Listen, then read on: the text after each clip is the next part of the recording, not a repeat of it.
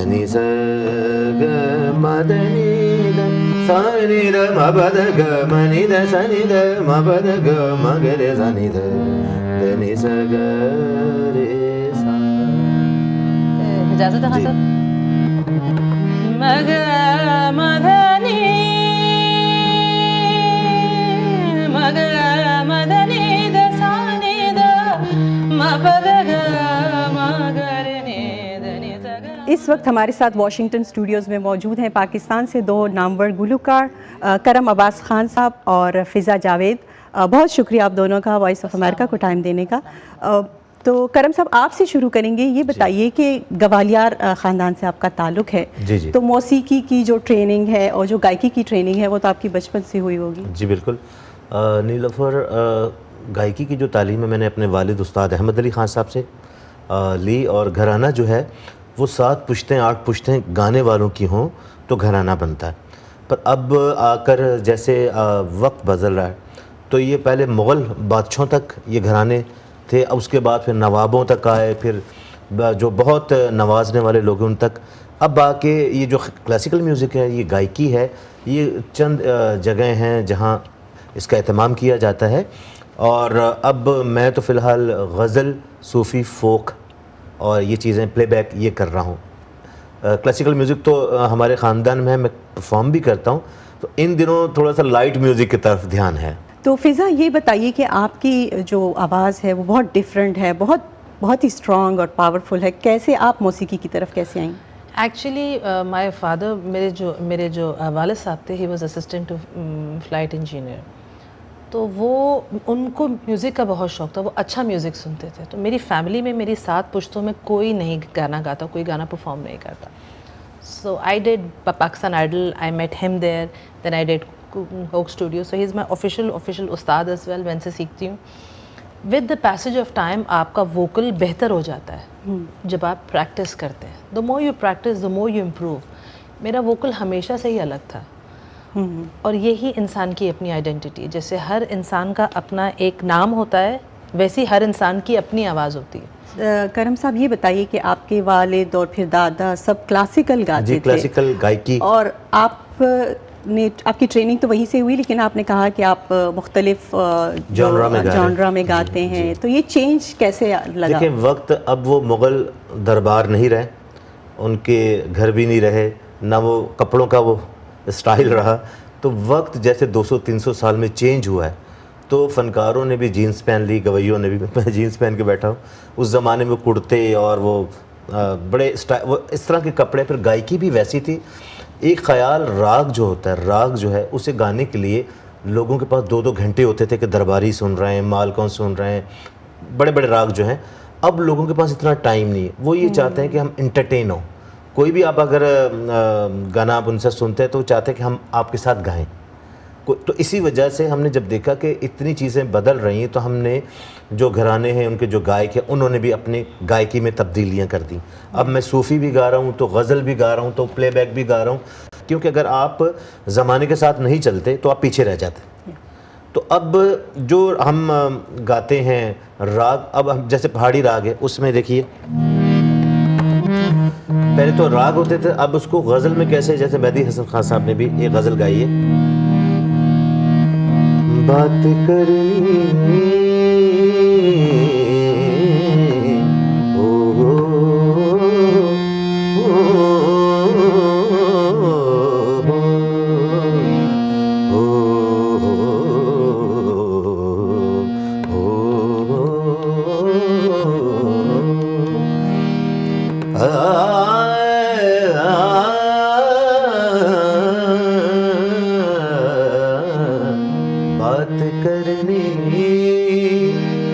मुझे मुश्किल कभी ऐसी तो न थे, बात करनी मुझे मुश्किल कभी ऐसी तो न थे, जैसे अब है तेरी महफिल कभी ऐसे तो न थे बात करनी। अब उससे राग पहाड़ी को गज़ल के ज़रिए उसको कंपोज कर दिया गया, उसको बांध दिया गया। तो इसी तरह प्लेबैक भी होता है, इसी तरह सूफ़ी म्यूज़िक होता है, इसी तरह फोक म्यूज़िक होता है, कव्वाली होती है। तो वक्त के साथ ना जॉनरा जो है वो बने और लोगों ने अपनी आसानियाँ ढूंढी कि हमें आसानियाँ क्या है इसमें कि लोगों तक म्यूज़िक जाता रहे, राग भी जाता रहे, अच्छा कलाम भी जाता रहे। तो फिज़ा आपने कोक स्टूडियो में भी गाया, कैसे रहा वो तजर्बा और थोड़ा सा हमें एक्सपीरियंस। और इनफैक्ट मैंने कोक के अंदर जो गाना गाया था वो मेरा अपना गाना था। That was written by me, that was compose by me. बाकायदा they have this whole you know short article as well. It was a beautiful experience. और मुझे याद है जब मैं इतने सारे म्यूजिशियंस के साथ लाइव परफॉर्म कर रही थी, वे बने आओ लड़ियो लड़िया वे बने हो लड़िया लड़िया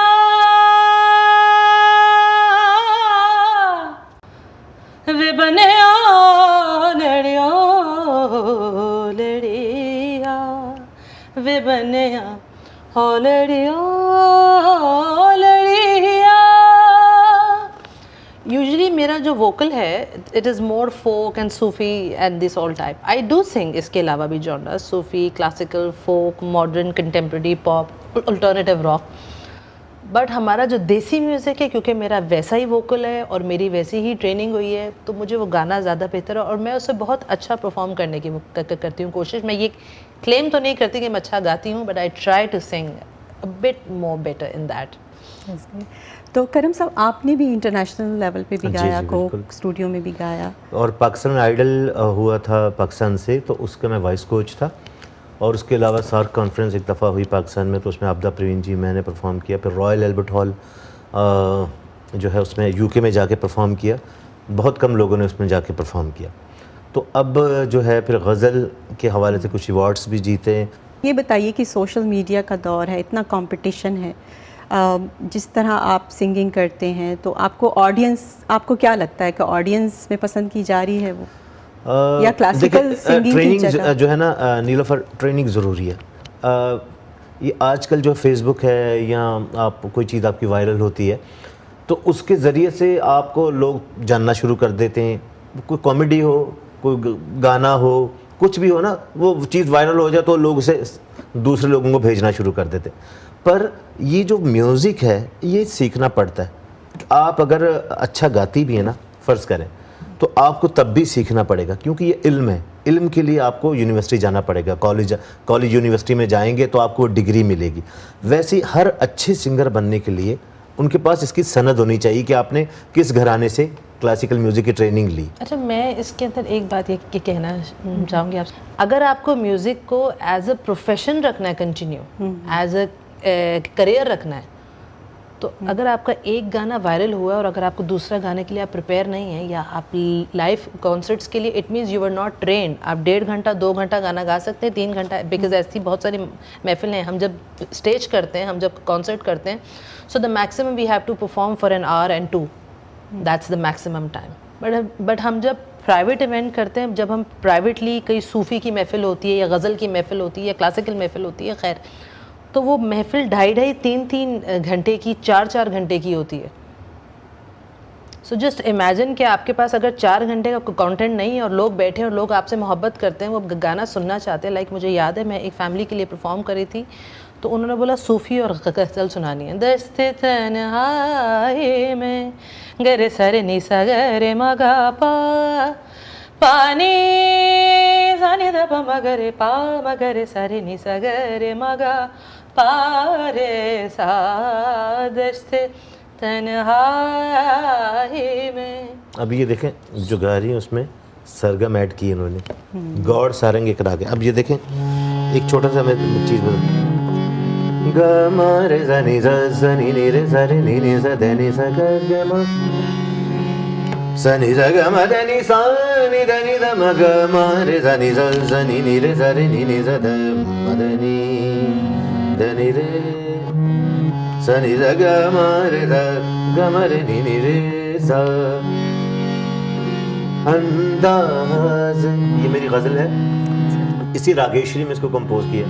अंदाज है मौसम में मेरे रंगे गज़ल के, अंदाज है मौसम में मेरे रंगे गज़ल के, आती है तेरी आयत बड़े भेस बदल के, अंदाज है मौसम में। तो करम साहब, आप चूँकि टीचिंग भी सिखाते मैं भी रहे हैं करता- मेरे म्यूज़िक, बहुत सारे शागिर्द तो ये हैं। बताइए कि अगर हम बात करें कि सिंगिंग एज अ प्रोफेशन, इसका स्कोप क्या है? सिंगिंग का देखिए इस वक्त थोड़ा मुश्किल है, क्योंकि आपके पास वीडियोस होना ज़रूरी है, आपके पास अच्छे वीडियोस हों, फिर आपको पॉलिटिक्स में ना लिया जाए। कोई अच्छा सिंगर है तो उसे प्रमोट करें, मेहदी हसन हो, मोहम्मद रफ़ी हो, और जो बड़े बड़े सिंगर्स गुजरे हैं उनको म्यूज़िक डायरेक्टर्स ने गवाया।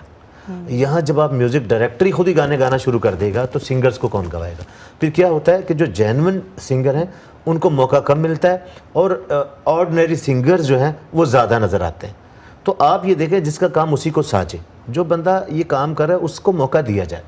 तो आप ये कहें कि अगर ये आपकी होस्टिंग जो आप हमारे साथ बैठे हुए शो कर रही हैं, आपकी जगह किसी दूसरे को बैठा दिया जाए तो वैसे बात नहीं करेंगे जैसे आप कर रही हैं। तो फ़िज़ा, ये बताइए कि पाकिस्तान में हम देखते हैं कि अब तो जैसे यूट्यूबर्स हैं, कोई भी उठ के जैसे अपना कुछ रिकॉर्ड करके वो वायरल हो जाता है एकदम से, तो आप क्या अपने लिए कितना स्कोप देखती हैं? देखिए, मैं यहाँ एक बात मैं आपसे कहना चाहूँगी, you need to be consistent enough. आपको अपना काम करना है, आप अपना काम करते रहे, लोग गाते रहेंगे, जाते रहेंगे। लोग गाने को लेते हैं एज अ हॉबी। हमसे 90% मुझसे पूछा जाता है आप इसके अलावा आप क्या काम करती हैं, आपका काम क्या है? तो मैं यही बताती हूँ कि मोहतरम, गाना मेरा करियर है, प्रोफेशन है, मैं इसे सीरियसली लेती हूँ, एज अ प्रोफेशन लेती हूँ। अगर आप गाने को एज अ हॉबी लेंगे तो गाना भी आपको हॉबी लेगा। ये जहन के ऊपर तारीख करने वाला काम है। जैसे वो एक गाना है उनका, रेशमा जी का, वो गाना मुझे बहुत पसंद है, राग मेघ में, सारे नी सारे मारे नी सारे नी बाबा मारे सारे नी सा हो तेरे में जानिया तेरे में हो तेरे में जानिया तेनू मेरे जया लखां वे मैं चोरी चोरी तेरे नाल लालियां अखां वे मैं चोरी चोरी तेरे नाल वे मैं चोरी चोरी वे मैं चोरी चोरी तेरे नाल लालियां अखां। इसी तरह नूरजहान जी के गाने, हाँ मुझसे पहली सी मोहब्बत मेरे महबूब ना मांग, मुझसे पहली सी मोहब्बत मेरे महबूब न मांग। And the same time if you say this big name in ghazal as well, जिनका नाम है फरीदा खानम साहिबा। मेरे हम नफस मेरे हमनवा मुझे दोस्त बनकर दागा न दे, मेरे हम नफस मेरे हम नवा। ये राग दरबारी में मेरे वाले साहब जावेद अब्बासी साहब कहते थे, मैं मरहूम, कि an artist and a fool is always born. Artist और बेवकूफ़ हमेशा पैदा होता है, आप उसे बना नहीं सकते। अगर आप बेवकूफ़ आज हैं का तो आर्टिस्ट बड़ा ज़हीन है, बेवकूफ़ नहीं। तो अब बस जी। आपके आगे क्या प्लान्स हैं? मेरा एक वीडियो अभी अमेरिका में भी शूट किया है, क्योंकि इस वक्त गाना एक मार्केटिंग का काम हो गया। आपको एक मैनेजर चाहिए, आपके शोज़ हों दूसरे मुल्कों में। अगर हमारे बाबा के ज़माने में देखा जाए तो आर्टिस्ट चंद थे, अब बहुत सारे लोग आ गए और बहुत सारे लोग आने के बाद फिर जो जेन्युइन आर्टिस्ट है उसको जगह नहीं मिल पा रही, क्योंकि वो सीख कर आते हैं, उनके पास ट्रेनिंग होती है, वो ये सोच के आते हैं कि हम दुनिया में एक बड़े स्टार बने, वो स्टार बने कि जिनको सदियों में याद रखा जाए। मैंने भी ऐसे ही सोच के म्यूज़िक में कदम रखा। मैंने ये सोचा ही नहीं था कि मेरे गाने गली गली में गाए जाएँ। तो मुझे बाद में पता चला जब मैंने क्लासिकल म्यूज़िक सीखा, मैं सबसे कम उम्र क्लासिकल गायक था और अभी भी गा रहा हूँ माशाल्लाह, और मेरी फैमिली गा रही है, मेरा बेटा भी गा रहा है, मेरे भाई भी गा रहे हैं। तो अब आकर मुझे ये पता चला कि क्लासिकल म्यूज़िक जो है, इसके साथ साथ आपको लाइट म्यूज़िक पे काम करना है। और लोगों को भी मैं कहूँगा कि आप इसको इंटरटेनिंग में ना लें, ये एक आर्ट है। आप अच्छे आर्टिस्टों को सुनें, उनको प्रमोट करें। ये नहीं कि कोई बंदा वायरल हुआ तो उसी को आप कम से कम ये देखें एक बंदा ट्रेनिंग ले रहा है। और यहाँ जब आप इन चीज़ों को ऊपर नीचे कर देंगे सारा, तो आप फिर किसी आने वाले वक्तों में लेजेंड्स नहीं आपको मिलेंगे, आपको इंटरटेनर मिलेंगे। जब हम ये देखते हैं कि ये गाने को किस तरफ ले गए, ये मजाक तो नहीं है, एक संजीदा काम है जिसको सीखने की ज़रूरत है। आप जब तक ऑडियंस अच्छा नहीं सुनेगी तो अच्छे आर्टिस्ट सामने नहीं आ सकते। आखिरी सवाल मैं आप दोनों से करना चाहूँगी कि पाकिस्तान में इस वक्त मौसीकी की जो सिचुएशन है, जब आप अपने पड़ोसी मुल्कों को देखते हैं, किस चीज़ की कमी देखते हैं आप पाकिस्तान में कि वो होना चाहिए म्यूज़िक इंडस्ट्री में? अच्छा, मैं ये कहूँगा कि ये उसकी खिचड़ी ना बनाए। जो जॉनरा जिसमें गा रहा है उसके लिए वैसे ही, अगर गज़ल गायकी तो उसके फेस्टिवल हों, क्लासिकल म्यूज़िक है तो उसके फेस्टिवल हों, पॉप म्यूज़िक है तो उसके फेस्टिवल। यहाँ सबको मिक्स कर देते हैं। आप अगर मुझसे उम्मीद रखें कि मैं डांस करके गाना गाऊँ तो ठीक नहीं है। मैं जिस तरह का गाता हूँ, मेरे लिए वैसे ही पाकिस्तान में शोज़ होते हैं और मैं जाता भी उनमें। मैं चाहता हूँ कि ये जो चीज़ें करते हैं उनको ज़रा सोचना चाहिए कि आप कहीं इंटरटेनिंग के चक्कर में जेन्युइन म्यूज़िक जो है उसको पीछे तो नहीं छोड़ रहे आप, कि आप इंटरटेनिंग में के भी आर्टिस्ट जो है एक एक्टर भी है, एक हीरो भी लग रहा है और एक वो बेहतरीन बात भी कर रहा है या इंग्लिश बोल रहा है, तो वो सब चीज़ें ठीक हैं। पर आप ये देखें कि पड़ोसी मुल्क या दूसरे मुल्कों में उन्होंने हर चीज़ का एक वो बनाया हुआ है कि इसमें आप जाइए और ये परफॉर्मेंस देखें, और सब आर्टिस्टों को ऊपर लाना चाहिए। जैसे हमारे दूसरे मुल्कों में, हमारे नेबरहुड में भी और यहाँ भी और all over the globe, her music के जॉनरा का अलग फेस्टिवल है। वही वाली बात जो मेरे अभी सादे मोहतरम ने कही, करम साहब ने, हर म्यूज़िक का एक अपना प्लेटफॉर्म है। फोक का अलग है, क्लासिकल का अलग है, कॉन्सर्ट का अलग है, महफिल का अलग है, गीत का अलग है, सूफ़ी का अलग है। पाकिस्तान में इसका रुझान is less, this is true. Her genres को साथ में ला देते हैं, हर जॉनरा साथ नहीं मिल सकता। जैसे क्लासिकल की कुछ होती है कॉन्फ्रेंस, मैं चाहती हूँ और कॉन्फ्रेंसेज हो, फोक के बड़े बड़े फेस्टिवल्स होते हैं, बाहर होते हैं फेस्टिवल। यहाँ पर सिर्फ फेस्टिवल 2 ही होते हैं। हम चाहते हैं कि और भी हो, सो दैट लोग ऐसे सिंगर्स को सुने, अच्छों को सुने, अच्छा अच्छे गायकों को सुने। मैंने हाथों में कंगन तो पहना नहीं, क्यों सदा आ रही है खनन